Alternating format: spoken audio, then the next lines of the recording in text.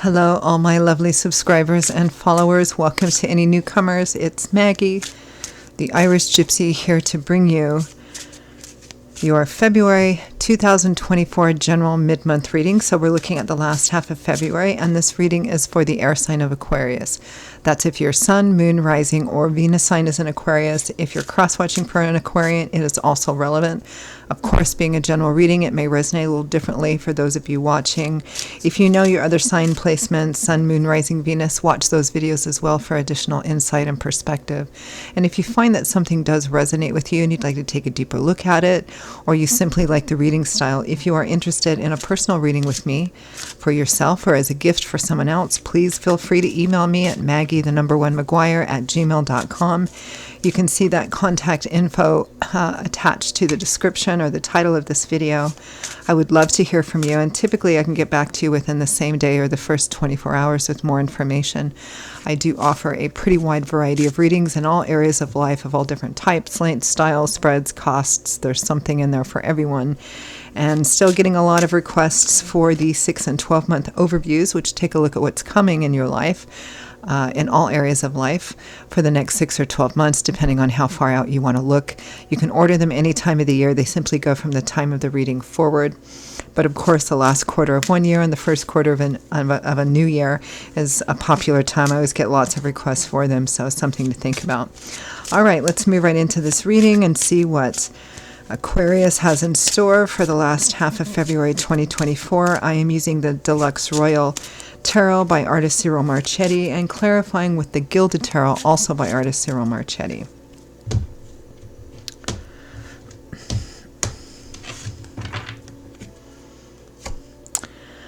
Okay, we begin with the Four of Wands, one of the traditional wedding cards of the tarot. It does represent often celebratory events with friends and family, social events, and community. With the Knight of Cups. Knights offers opportunities for change. Knights have a mission, a quest. This is the Knight of Cups, the Knight of Water, the Knight of Emotion. Some of you, for many of you, this is a traditional love offer here. Come live with me and be my love. Some of you, it's a marriage proposal, either giving or receiving a marriage proposal.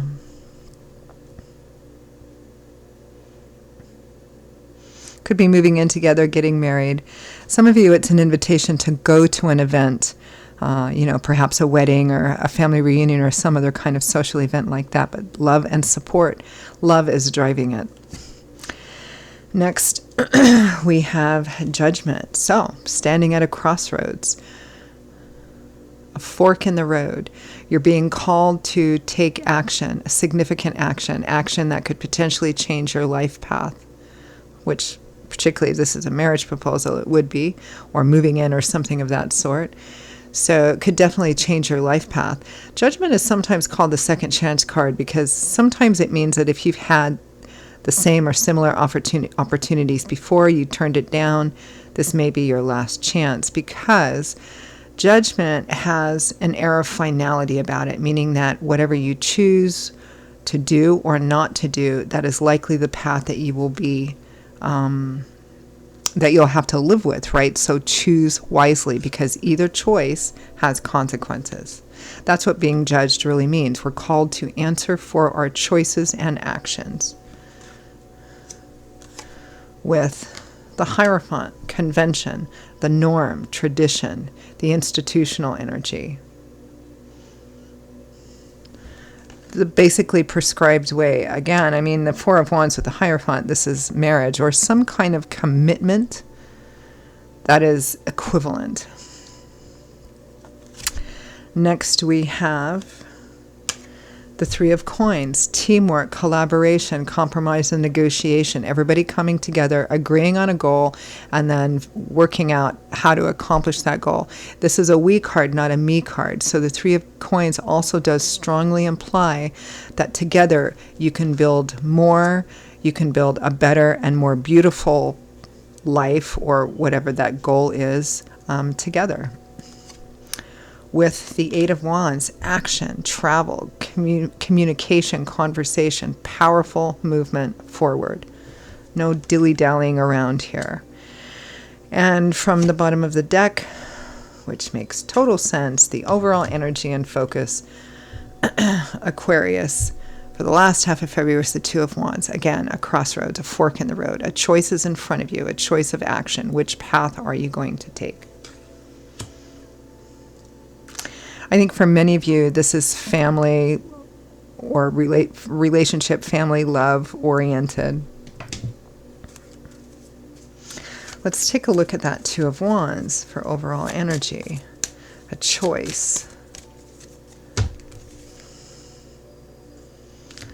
The Two of Wands is clarified yet again by the Two of Wands. Really significant choice here. And again, the Four of Wands.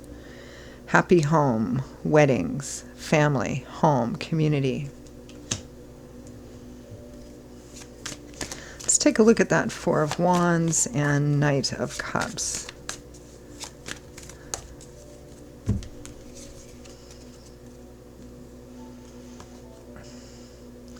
King of Wands, the king of decisive action, self-confidence. You know, it's kind of interesting too. I wonder if some of you may have Aries in one of your sign placements here, because Aries had quite a similar reading too. So King of Wands, this may be you. It may be a fire sign relevant to you, male or female. The Two of Cups. Soulmates, kindred spirits, best friends, strong karmic connection. The Queen of Wands. So we have a couple here with the Two of Cups, and the World, which is a significant cycle completion, moving on to the next level, because this is a card of graduation. It's quite clearly, for some of you, marriage. I mean, kind of like the Lover's card might entail, it might be a choice or a decision that's in another area of life, but one which is going to significantly impact a primary relationship. So this is about choosing with that in mind as well. Do I make the offer? Do I accept the offer? Let's take a look at Judgment.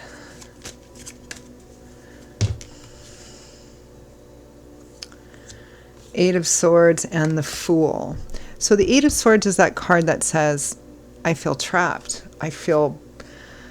I don't know which way to turn. I don't know if I go this way, is it going to be the right decision? If I go that way, is it going to be the right decision? I can't change a situation here. I feel like there's all these obstacles surrounding me.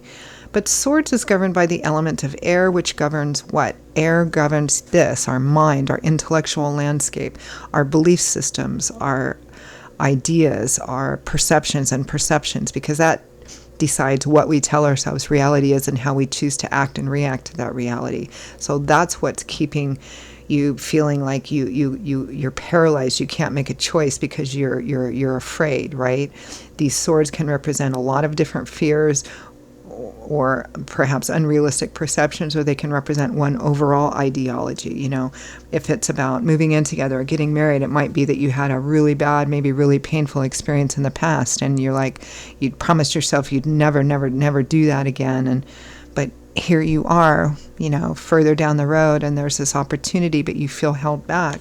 You know, the Fool, this is a card of taking risks, taking a chance, starting a new journey into the unknown, really stepping out of your comfort zone with no idea of how it's going to work out. Scared to make the decision here. All of those reasons, excuses, justifications that are wrapped up in these swords are usually driven by fear. Typically fear of some past painful or difficult experience happening again. Let's take a look at the Hierophant.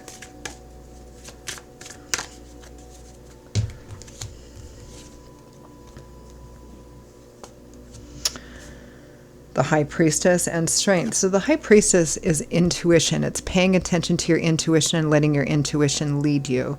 You probably feel compelled to go in a certain direction, but fear is holding you back. Intuition is our connection to the divine. It's how they help us, inspire us, right? Kind of poke at us to do something. Some people call it higher self. Some people call it gut instinct, intuition. In order to follow that intuition, you're going to have strength.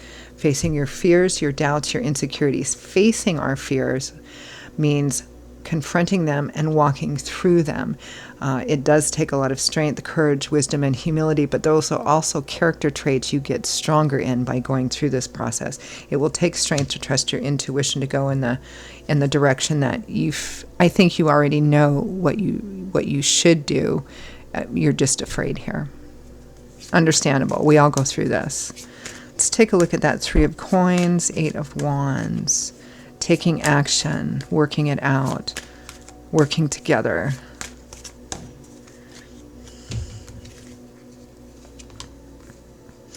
Judgment again. The Ten of Swords. Stabbed in the back, a painful ending. But then the Seven of Cups, which is kind of a dreamy, fantasizing card. But here, this is quite positive, actually. I really like seeing this. It does look like most of you are willing to take action and to move forward and to confront those fears, that you're making the decision that even though you may have felt really hurt, really stabbed in the back or betrayed in the past, you are open to considering the possibilities and potentials and taking action on that, to actually believe again, to hope again. Beautiful energy, quite clear. I'm just going to move right into any advice, guidance, feedback, messages from Spirit for Aquarius for the last half of February 2024. The Tower, the Ace of Cups, the Lovers. The Three of Pentacles again, and the Wheel of Fortune. Major, major change. This is like profound choice for profound change. Spirit is saying, blow your life up. Do the thing that you're afraid to do. That's where you're going to find your renewal. That's where you're going to find the cementing of this relationship or partnership. It's that path. Of course, free will, free agency, but this is what Spirit is advocating for quite strongly. The thing that you're most afraid of doing is what's going to bring you the greatest joy and change, positive change in your life. So I think I will leave it there, short but beautiful and strong. So Aquarius, those are your messages for the last half of February 2024. I hope you enjoyed them. I hope you found them helpful and useful, gave you some food for thought, validated what you're already going through.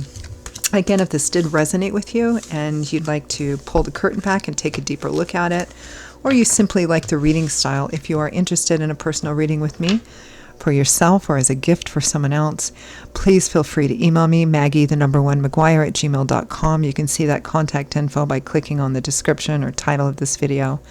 I will see you all in a couple of weeks for the March general readings. Until then, as always, stay safe, stay well, and I hope to see you back here again soon. Bye-bye.